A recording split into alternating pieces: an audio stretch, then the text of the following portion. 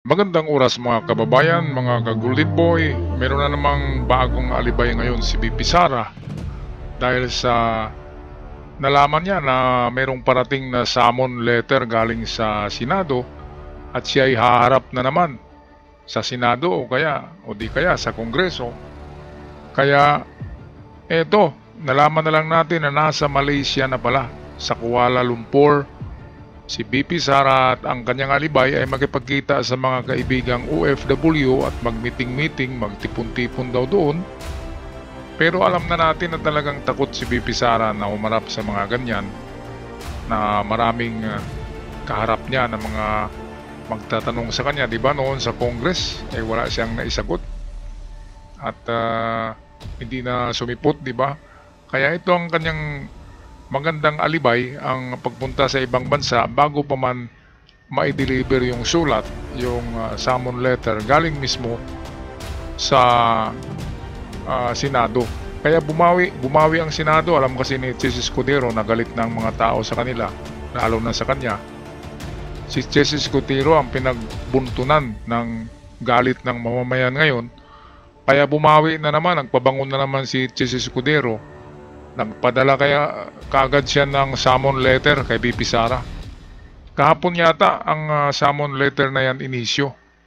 At baka napadala na doon kung saan ina-address. Siyempre hindi nila alam kung nasaan sa Malaysia yan. Diba? Kaya na-address yan siguro doon sa Davao o sa kanyang opisina dito sa saan ba yung opisina niya? Nasa Ortigas Avenue ba yun? Mga kababayan, sa Metro Manila. Kaya ito ang video atin panoorin, courtesy ng ating kaibigang sa iyong araw. VP Sara, finish na, hindi makakatakas sa impeachment. VP Sara, may sumunod na. VP Sara, sinampulan na ng Senado at hindi makakatakas kahit lumipad pa. Kahit hindi tuloy ang pagbasa ng Articles of Impeachment, inisyohan pa rin ng writ of summons ni Presiding Officer Senate President Chis Escudero si Vice President Sara Duterte. Akala mo ba ligtas ka na pag nasa ibang bansa ka? Akala mo ba hindi ka abot ng batas kapag nasa Kuala Lumpur ka? Habang ang lahat ay abala sa araw ng kalayaan, pero isang lihim ang pilit nililihim at ang katotohanan dahan-dahang lumalabas. Hintayin mo lang. Kasi habang pinapanood mo ito, unti-unti kang nahuhulog sa isang istoryang hindi mo akalaing totoo. Aba, kahapon lang pala umalis ng bansa si BP Sara. Kahapon kasi na siya medyo kabado talaga siya sa mangyayari sa Senado. Pero si Cayetano ang nag-rescue sa motion ni Bato de la Rosa na ibasura nga yung impeachment trial. Kaya para merong compromise agreement na sabi, parang makompromiso ang dalawang grupo, ang majority at minority sa Senado, ay si Cayetano ang nag-middleman bali at gumawa si Cayetano ng magandang hakbang na walang masasaktan. Ang hakbang na ito ay ang remand o ibalik ang impeachment complaint sa nagbigay nito doon sa Kongreso. Kaya ito ang pinaka-smart move na walang masaktan, hindi masaktan ang kampo ni Bato de la Rosa, ni BP Sara, at well, masaktan din ng masasaktan sina Hontiveros, pero at least mayroon pang chance sa Kongreso kasi ang Kongreso ay gagawa na naman yan ng pangalawang pagpasa. Ipapasa yan, ibabalik yan sa Senado. Siguro sa 28th Congress kasi sa Pizza 30 ngayong June ay uupo na ang mga bagong senador at congressman, di ba? Yung tinatawag na 28th Congress. Kaya sa 28th Congress na ito magkaanuhan, mga kababayan, matuloy itong impeachment case, pero pagdebatihan pa rin yan kung tatawid o hindi. Kaya dribble ng dribble pa rin ang nangyayari, dribble ng dribble.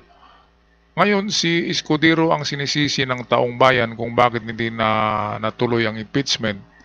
Kaya ngayon, dahil na talaga si Escudero, wala na. Sa paningin ng taong bayan ay masahol pa yan sa sa daga, di ba? Kaya ang ginawa ni Chis Escudero para medyo babango muli siya ay pinadalhan ng summon letter si BP Sara kahit saan daw magpunta ay padalhan niya. Pero sigurado ako sa Office of Vice President ipadala yan at sa Davao yung mga summon letter na yan. At saan ba haharap si BP Sara? Well, ang sumulat ay Senado. So una diyan, Senado ang kanyang ang mag-imbestiga sa kanya. Ngayon, kung ipapasa siya ng Senado sa lower house ay pwede rin yun. At doon ay ayaw niya dahil kalaban niya lahat doon eh. Majority sa Kongreso ay kalaban ni BP Sara. Kaya dito na lang siya mamimili sa Senado kasi 18 ka senador ngayon, di ba noon 11 lang yun? Yung tinatawag na Escudero 11 lang, di ba? Ngayon ay Escudero 18 na eh. Dahan-dahan na ginapang lahat. Pati si Rapi Tulfo, di ba? Makita niyo mamaya, meron akong ipalabas na video. Yung butuhan ay tiningnan ko talaga si Rapi Tulfo. Hindi talaga itinaas niya ang kamay niya sa sa pagtawag ng negative to impeachment. Yung ayaw, yung gustong matuloy ang impeachment, yun yung mga negative, ay 5 lang. 5 lang ang nagtaas kamay doon. At hindi nagtaas si Rapi Tulfo. Makikita natin yon, baka matapos ko yung video mamaya o baka bukas. Alright, so patuloy muna tayo sa ating panonood sa video courtesy sa atin ng Sa Iyong Araw bago tayo magbigay na naman ng reaksyon. Wala sa bansa si VP Sara Duterte, nasa Malaysia, kasama ang pamilya, personal daw. Pero ilang araw bago ang impeachment proceedings, kumbaga sa teleserye, sakto ang eksena, sakto ang exit. Therefore, hindi nagdalawang isip ang kamera. Kumpiyansa silang tuloy ang kaso, wala raw pipigil, wala daw hadlang ang biyahe, kahit na tila napakaraming nangyari kahapon sa ilang oras ng debate ng mga senador patungkol sa impeachment ni VP Sara. Pero sa uli, summon serve kahit wala sa bayan si VP Sara. Hunyo din ang Senado na ngayon ay impeachment court na ay opisyal na naglabas ng writ of summons laban kay VP Sara. Pero anong ibig sabihin nito? Ibig sabihin, sa loob ng 10 araw, kailangang sagutin ni VP Sara ang lahat ng paratang. Hindi pwedeng i-delay, hindi pwedeng iwasan. Therefore, may kasunod. Dahil pagkatapos niyang sumagot, may 5 araw ang prosecutors para gumanti sa legal na paraan. Ayan, so patay na si BP Sara dito kasi bigyan siya ng 10 araw. Kung hindi siya sisipot, ay meron na namang warrant yan. Kasi ang Senado ay nag-convene kasi. Kaya ngayon, sa ganitong status, ang Senado ngayon ay isang korte pa rin. Dahil nanunumpa nga sila noong isang araw, nag-convene. Hindi ibig sabihin na ibinalik yung impeachment complaint sa Kongreso ay hindi na korte ang Senado. Korte pa rin yan dahil sinusunod ang kanilang sinumpaan sa batas, sa konstitusyon, at sinusunod nila ang mga alituntunin ng impeachment case. Kaya ito ang smart move din ng Kongreso ay hindi nila tinanggap ang tinatawag na remand or pagbalik ng complaint. Hindi nila tinanggap para yung jurisdiction ay nandoon pa rin ngayon sa Senado. Tama yan, tama yung ginawa nila. Kasi kung tanggapin nila yung jurisdiction ng kaso, maipasa na naman sa Kongreso, balik na naman sa step number 1, di ba, mga kababayan? Kaya kahit saan magpunta si VP Sara, ay binibilang na ng Senado as a court, yung 10 araw. Ngayon, kung hindi yan lilitaw, ay may warrant siya. At kung lilitaw siya, ay kaharap niya ang prosecution. Ang prosecution ay yung mga taga-Kongreso. Yung sila Loestro. Yun yung si Chel Diokno, Leila de Lima, yun yung mga prosecution eh.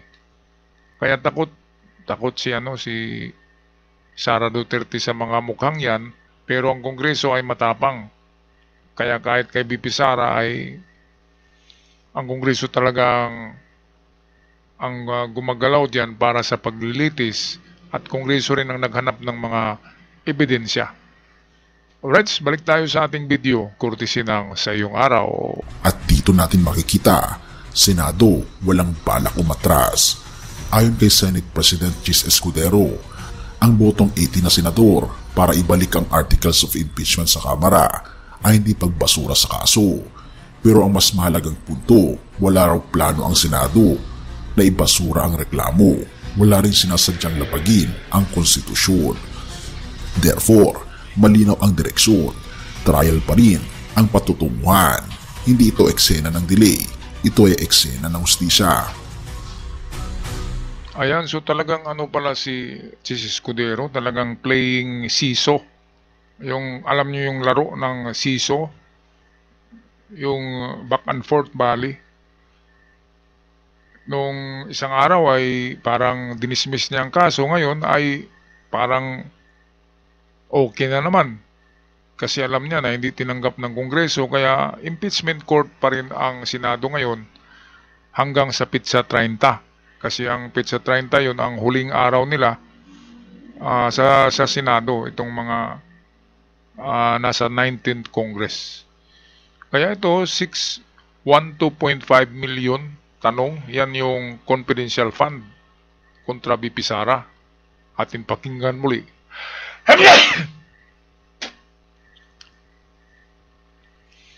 Kaya ito, 612.5 milyong tanong, ano ba ito? Ito yung figure na nakulimbat daw ni BP Sara sa confidential fund, 612 milyong piso yan. Kaya ito, balik tayo sa iyong araw. Bakit nga ba may impeach si VP Sara? Simple lang, dahil sa pera. May aligasyon na 612.5 milyong confidential funds at intelligent funds ang hindi may paliwanag kung saan napunta. 500 milyong piso mula sa Office of the President at 112.5 milyong piso mula sa DepEd. Pero hindi lang pera ang usapan, kasi may mga aligasyon din ng planong pagpatay kina Pangulong Bongbong Marcos, First Lady at Speaker. Gayon din ang panunuhol at hindi may paliwanag na yaman. Idagdag mo pa dito ang EJK connection noong panahon ng kanyang ama. Therefore, kung totoo man ang mga ito, hindi lang ito impeachment.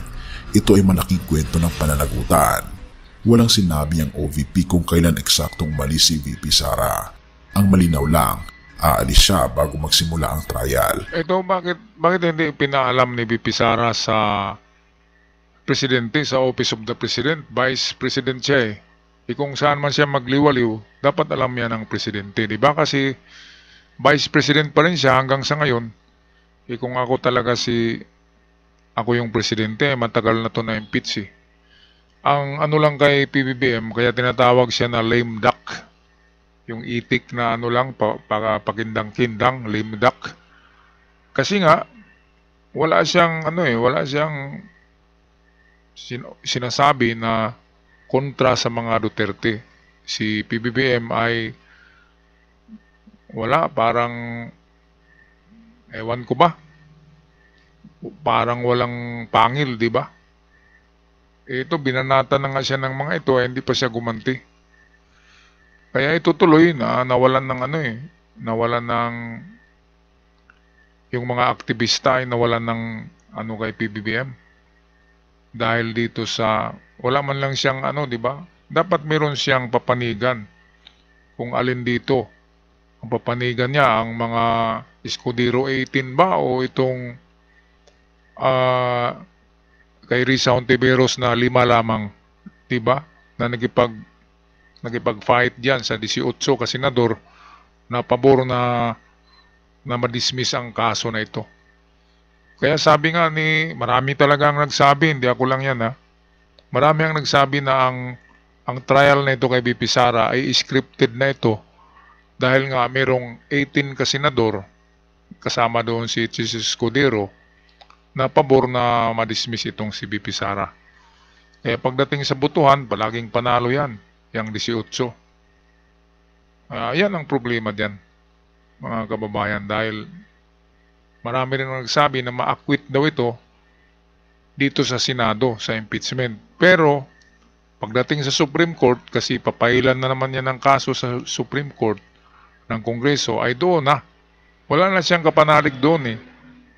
Ang kanyang mga kapanalig nasa Senado, sa Supreme Court ay wala na kasi yung mga nandyan sa Office of the Solicitor General, OSG, ay bago yung ano dyan, Solicitor General na babae, na ang nagtalaga niyan ay si ano talaga, PBBM.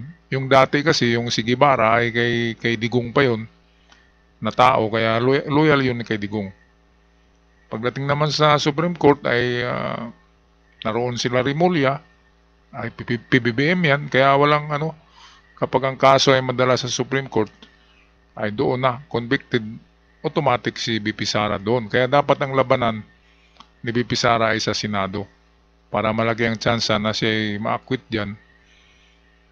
Hindi kasi pwedeng double jeopardy, hindi pwedeng dalawang kaso eh. Ay ikakaso mo sa isang tao. Kapag nahusgahan siya sa Senado, ay hindi na pwede siyang kasuhan. Kasi double jeopardy na ayon sa batas. Kaya kung ako si BP Sara, pipiliin ko ang Senado ang maglilitis sa kanya. Kasi impeachment lang naman, perpetual disqualification lang. Hindi siya makulong. Perpetual disqualification ay hindi na siya makapagtrabaho kahit anong opisina sa gobyerno. Yun lang naman ang penalty sa kanya. Pero pag sa Supreme Court ang kaso, ay kulong talaga siya. Magbayad pa siya ng mga danyos. Kaya ayan, meron siyang mapagpilian. Dalawa. Korte ng Senado o Korte ng Supreme Court.